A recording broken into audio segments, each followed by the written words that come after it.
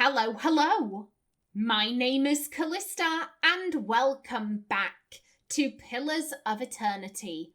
In the last episode, we found the Temple of Wodaka. We had a flashback to what I think was a previous life. It seems that at one stage, we were maybe a member of the Leaden Key. We were swearing an oath to that strange guy we saw right at the very start of the game. It was very cool.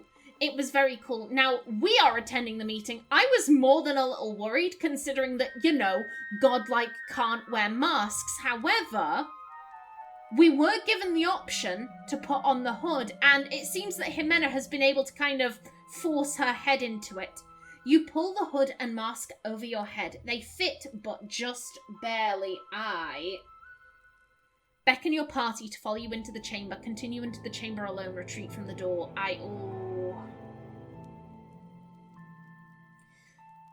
We only have the one hood. I think we have to go in alone. You open the door and stride into the chamber. Ooh. Several shrouded figures are lined up across from a hooded woman.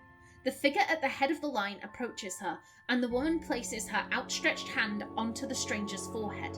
They stand in silent communion as you look on. A few moments later, the stranger steps aside and resumes his place in the circle around the statue. The woman turns towards you. She does a double take at your ill-fitting hood. You are late, attendant. Okay. I mean, she's clearly pissed, but I think we've gotten away with it. Even though her face is concealed, you sense her rage in her dangerously low voice and in the sudden silence of the others in the chamber. I've been waiting on your reports. Quickly now, state your name and purpose. The woman beckons you closer with curling fingers. She rests her open hand on your forehead, and you feel the heat from her palm through the thick material of your hood. Her voice is so low and soft that you're not certain whether she's speaking aloud or in your head. Okay, so yeah, we're being given the answers. Oh, thank goodness. My name belongs to the gods, and my hand to their service. What company do you seek? Is that enough? No, now is not the time. We are alone in a room full of weirdos. Now is not the time. I seek the company of the shadows, that our labours may remain secret. Tell me of your labours. I'd rather show you. Aggressive, no. To see that the craft of Kith and Wilder does not disturb what bones the gods have buried. How do we know your purpose? I asked you first. No. You shall know it by the confession of my tongue, the deeds of my hand, and the oath on my soul. And how is your oath guarded? It is sealed by the Leaden Key. Welcome, attendant. Tell me of your exploits. Her voice reaches you as a whisper, slithering first into one ear and then the other. In your mind, you see a building. Magnificent with trellises and tiles located on a pristine boulevard. The wealthy and learned stroll in and out, trading knowledge and coin. Does he wait still? Oh. Yet it also houses misery and madness. Somewhere within its rotten core sits a man, his hair matted but his eyes alert. He watches and waits, a prisoner by choice. The acolyte's question echoes in your mind. I have no fucking clue. I get the feeling if we say I don't know, well then why are you here? Why are you here? It's a 50-50 chance. I think. Would she know if we guessed right? I don't know.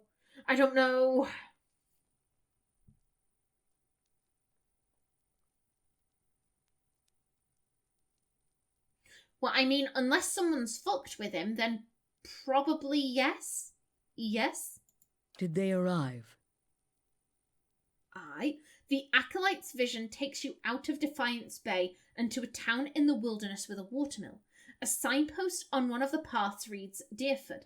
Several figures huddled together, shrouded in cloaks and hoods. An image of ruins suddenly looms in your mind. Two skeletal effigies flank a cleft in the mountainside.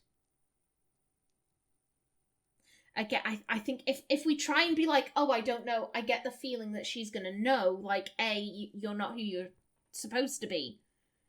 Because, you know, you were only supposed to come back once you knew the answer.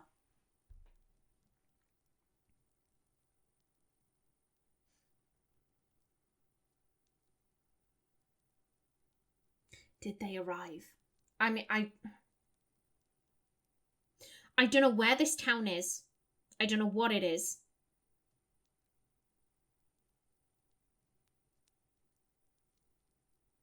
I mean, are the,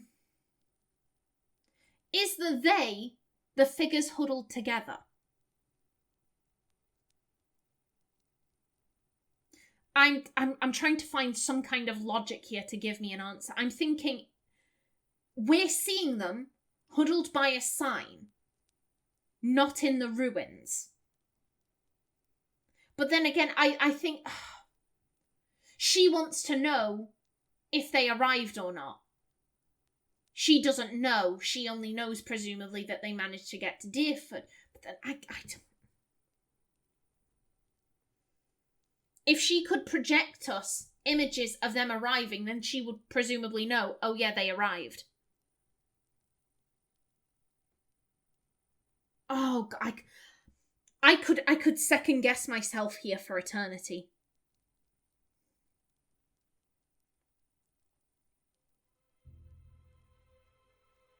We're being shown an image of them in Deerford, not in the ruins. I'm going to go with no. No. Your information shall be relayed. Now, for your next task. The ruins fade from your mind, and in their place is a palimpsest of a neighbourhood. Run-down estates are cobbled around a cemetery and an ancient tower. Savage shapes prowl the streets, and in the tower a man hunches over a strange mechanism. You can't see him clearly, but there's something unnatural about him. Stop him. And above all, don't let him meet her. You see a woman, deathly pale with a scar over her heart. The acolyte shows you a door in the base of the tower, a seemingly impenetrable slab of stone and copper. But then she shows you the invisible split between the perfectly matched halves, and you understand how the copper veins convert a command into action.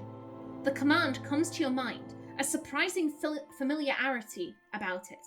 You know how to open the door. I shall. Her hand rests lightly on your head.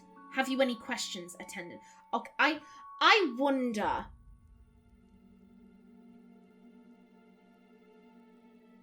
I wonder, I think if we had given the non-committal answers, I think then she would have been like, you're not who you're supposed to be, attack.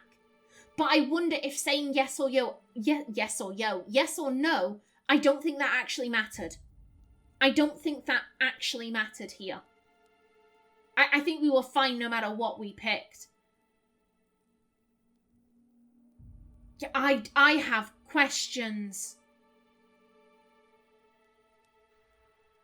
Do I want... Oh, God. Again, I don't want to shoot myself in the foot. Like, we've done really well. We've done really well. We have avoided detection. But...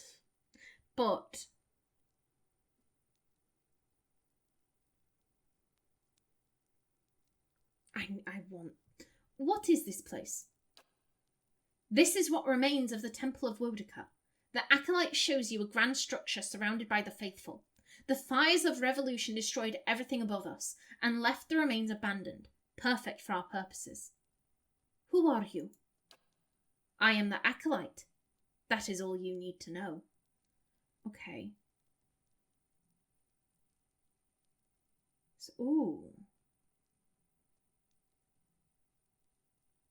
Go on.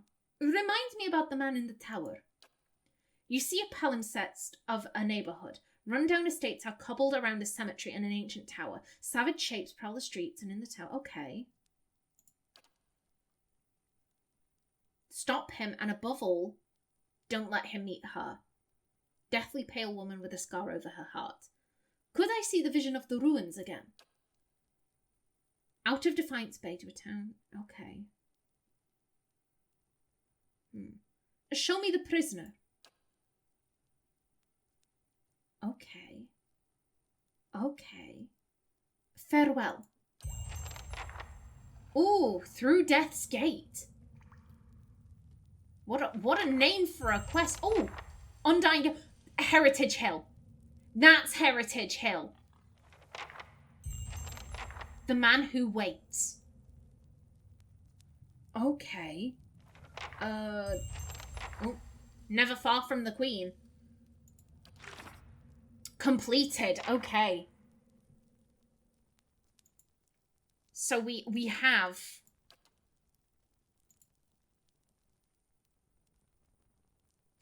Perhaps the guards will know of it.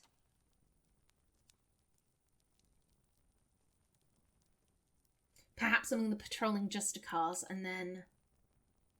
Yes, someone in Deerford Village. Okay. Okay, that is very cool. That is very cool. However, I'm thinking, you know what, let's take a break from the main quest. That I guarantee that's Heritage Hill. I guarantee that's Heritage Hill. These ones I do not know.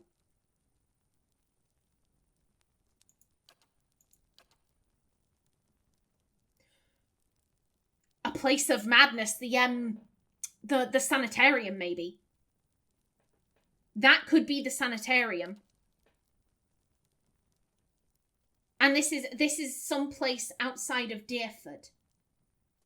Some place with a watermill. Okay.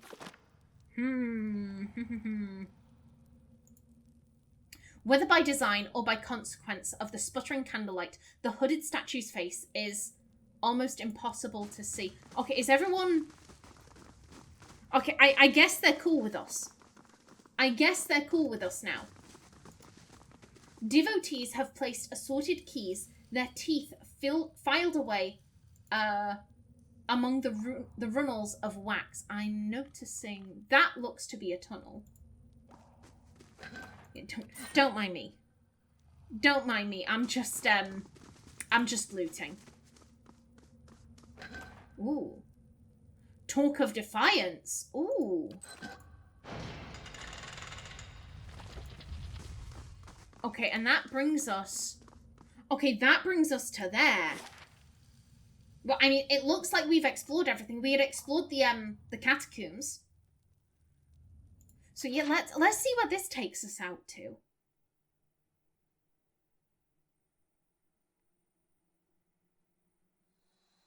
Oh! The steward of Cadnua has received a letter for you. Durgan's Bachelor. Hi there! You're right.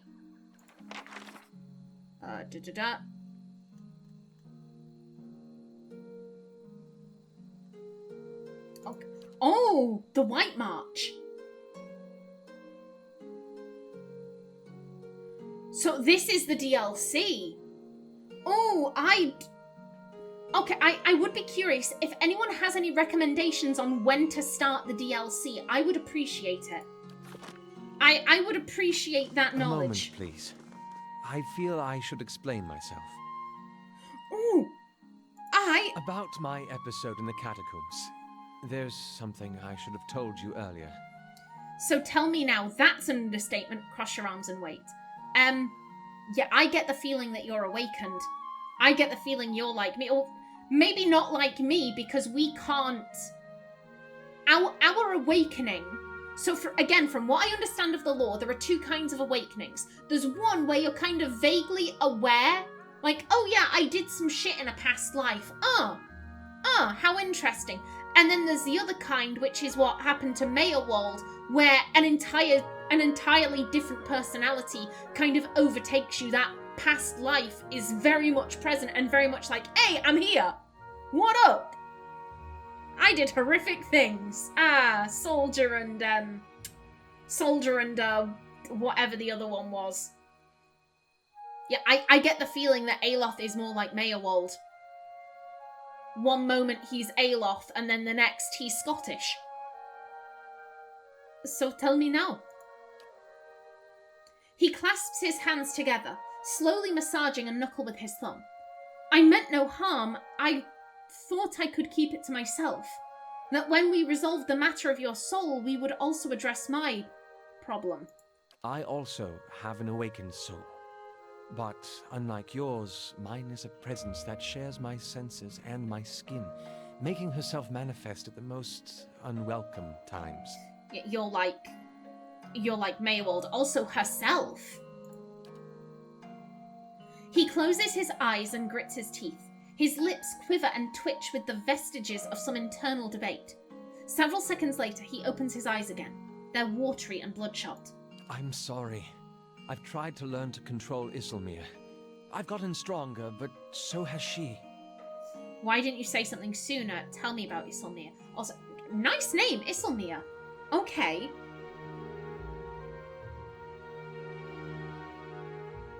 I mean, shame? Fear?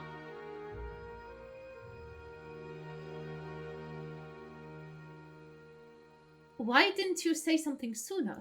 I learned to keep her a secret a very long time ago. Those with awakened souls are shunned, mistrusted. And after your experience with Meerwald, I'm certain you can see why. You need to be careful. Tell me about Isilmir. Artless, uncouth, a creature of rash impulses and feeble faculties. She wags her impertinent tongue when she should listen. He winces, his expression rippling between control and chaos. Aye, this one's fit to boil. Hard to get this gaff over anything tisn't to do with books and spell speak. Oh, I like you. I like you. Oh, I'm not gonna lie, I would absolutely love to see an American try and deal with this. That sounds harsh. I'm sure there are plenty of Americans out there who, do have a basis in Scottish slang, but it's like so one of my kind of comfort genres of YouTube is reaction channels, specifically for like movies and television, because it almost feels like, you're watching the film with a friend almost. I greatly enjoy watching Americans watch Brave. Specifically, oh god, what's he called?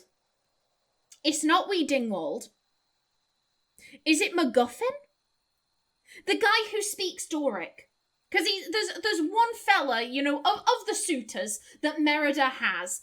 One of them speaks gibberish. It's not gibberish. It isn't gibberish. It's Doric. It's a specific Scottish dialect. I'm not going to say I understand it perfectly, but I do understand what he's saying. Like that, the last line at the end of the film, he says like, "Oh, it's no fair making us fight for the hand of the queen when well, technically speaking, I don't believe he's either saying queen or is it quen, which is slang for young lady. Young lady would probably fit better because obviously Merida isn't the queen; she's the princess. It doesn't matter. It doesn't matter. But like, yeah, I can understand him. And so just watching Americans be like, what is he saying? What is this? I don't get it. Is he saying words? Yes, he is saying words, love. He is saying words. I would really like to see an American react to this. Just trying to, to see if they can figure out what he's saying. Because obviously, he's basically... It's just like, oh yeah, this one's fit to boil. Hard to get his I would say hard to get his head over anything that isn't to do with books and spells. So yeah, it's just like he can't understand. Can he understand? He grimaces, running his hands through his hair. I have none of her memories. Berath spared me that much. But her coarse manners and intolerable hill-speak. So is this what hill-speak? Hill-speak is Scottish? I suggest a provincial from a very, very long time ago. She tends to surface a hair's breadth from conflict, when the fuse is burned down and teeth are on edge. And when she shows up, she doesn't stop to gauge a situation, she just acts.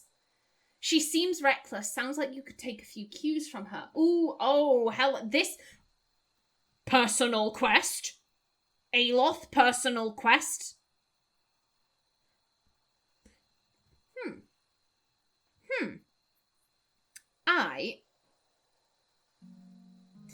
I'm thinking that we have the option of either pushing Aloth to, you know, kind of embrace Isilmir, or pushing him to, I guess, to become unawakened, to shut Isilmir out. That would be my assumption on where this would be going. What would, put my own thoughts to the side, what would Ximena be thinking?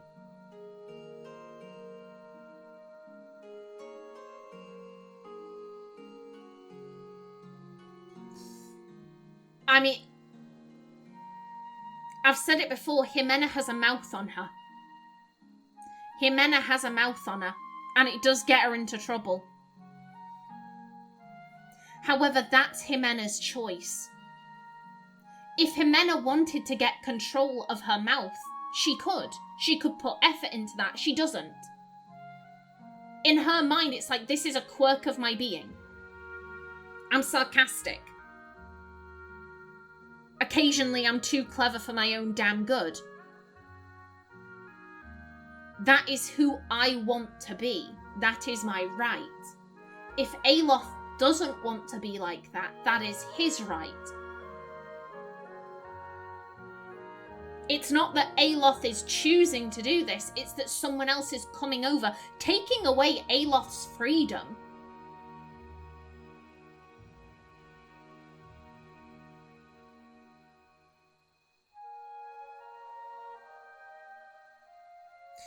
Oh, I don't know what to go with here, because I think, on one hand, Ximena's probably like, oh, I'd get along really well with Isilmir. We're both sarcastic.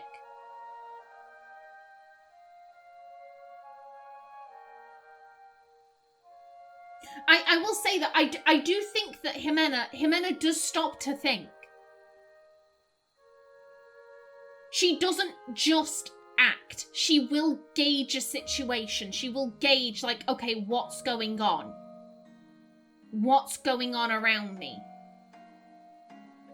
And from time to time, when it's like, oh shit, no, this is really serious. This is really serious. I can't let my mouth run away from me. Like what just happened, where we had the where we were answering those questions and we had the option to be like, oh, are you offering? Ximena thought, no, now is not the time. Now is really not the time. Because I'm gonna get stabbed to fuck. It's me and no one else in this room. They're gonna kill me if I start getting sarcastic, so like just stick to the script. Ximena isn't completely impulsive. And she can plot out a con. She can plot out a scheme. She works out what character would be best suited to her mark.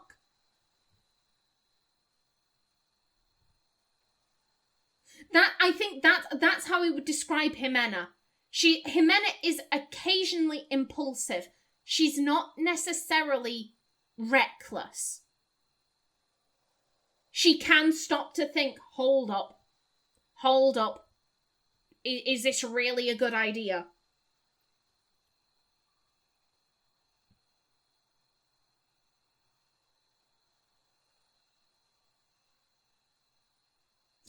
Yeah, I think Isilmir does sound fun. And I think Ximena is probably thinking, oh, she and I would probably get on well. But this is your body. Isilmir has had her time. Isilmir has had her time. This is now Aloth. Aloth very clearly does not want this. Isilmir is taking away Aloth's freedom. And if you don't want this, then you don't want this. She seems reckless. That's it, exactly. You recall the way she goaded those villagers in Gilded Vale. She doesn't think and she doesn't back down. And trying to suppress that has been my problem for years. Years, flippin' heck. Is this going to be a problem? Merely an annoyance. Although... He purses his lips into a thin, crooked line. He lowers his voice and clasps his hands behind his back. Minute twitches and spasms along his arms betray his fidgeting. Defiance Bay is said to have an entire institution dedicated to the study and cure of soul-related ailments. Since our journeys have already brought us to the city, perhaps we could speak with someone there. There was someone in the basement who wanted people who were awakened. If it's helpful to you, we'll go. Benevolent. We'll see. I can't make any promises. You need to learn to deal with your... No. Again, these people are helping her to deal with her shit. It is only right that she help them in return. Because if she doesn't, they may leave her and then she'll be alone. And you're more likely to die if you are on your own. If it's helpful to you, we'll go. Thank you. This has been a great burden. His shoulders loosen by the slightest fraction. Yeah. Let's talk about something else. Aloth looks at you with quiet attentiveness. How may I be of service? Yes. I'd like to know more about Isilmir. He raises an eyebrow. Such as? When did she awaken? My father was a strict man. He expected the best from his only child, and he didn't tolerate failure. His face becomes drawn. At times he could be rather adamant, particularly when he'd been drinking. Isilmir manifested on one such occasion. To be honest, I don't remember the specifics, only that he was more careful with me after that. Oh. So she came out to protect you?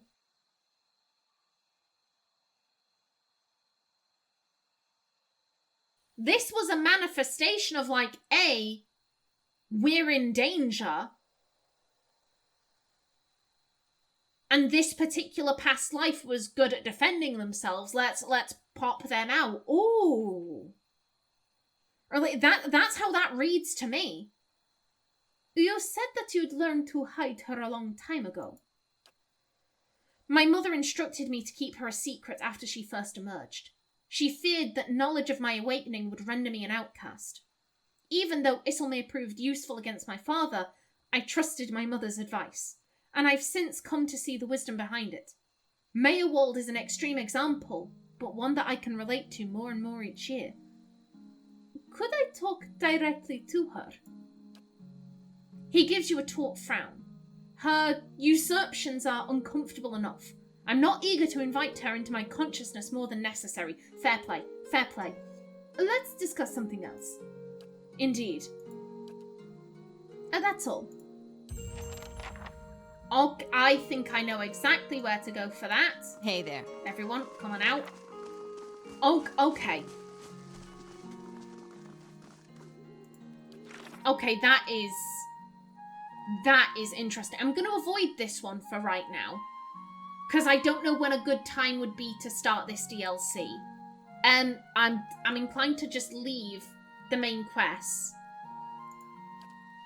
Two-sided. Oh, that's a good name for this. That's a good name for this quest.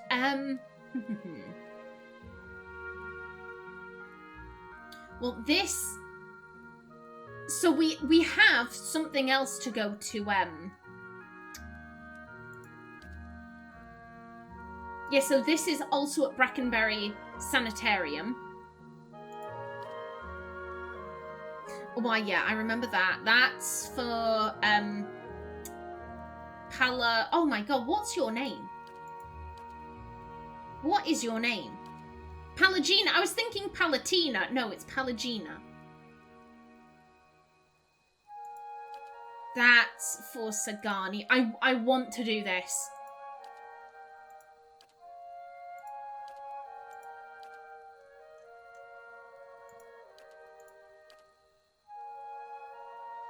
Okay, I'm thinking we're gonna head to the sanitarium.